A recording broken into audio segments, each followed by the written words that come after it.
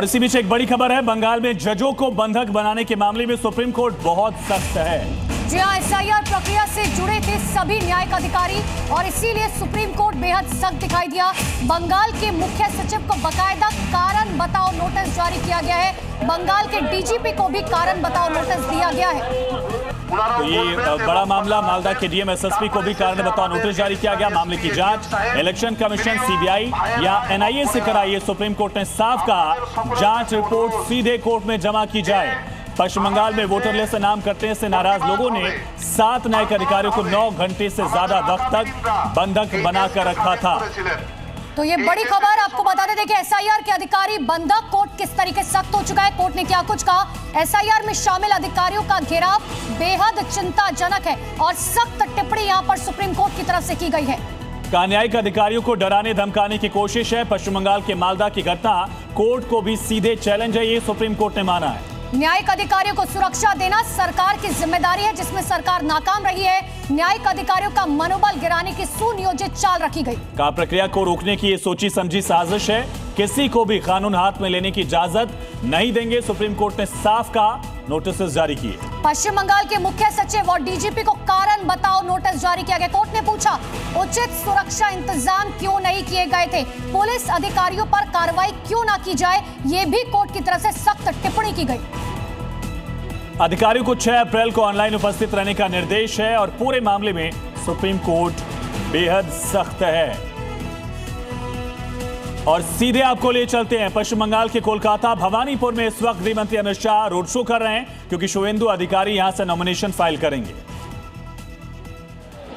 तो ये तस्वीरें आप देख रहे हैं, एक तरफ गृह मंत्री अमित शाह का ये रथ सीधे आगे बढ़ता हुआ नॉमिनेशन फाइल करना है। ममता बनर्जी से सीधे यहां 2-2 हाथ करने को तैयार हैं शुवेंदु अधिकारी भवानीपुर से। ये 2 बड़े राजनेता पश्चिम बंगाल के विधानसभा चुनावी रण में।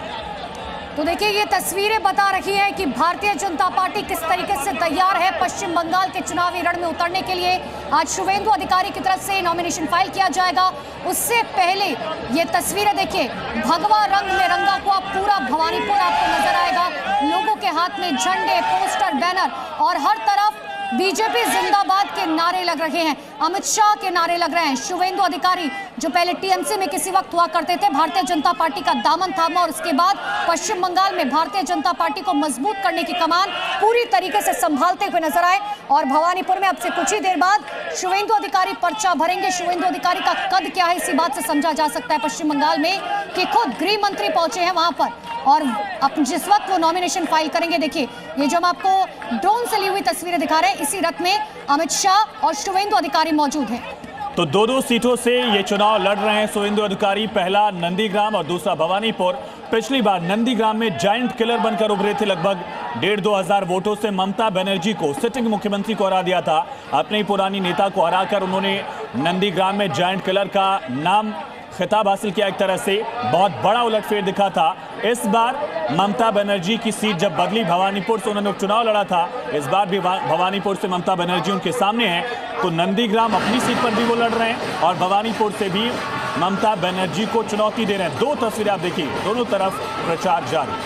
तो भवानीपुर जिसे गढ़ कहा जाता है ममता बनर्जी का, वहीं पे ये मेगा रोड शो गृह मंत्री अमित शाह का चल रहा है।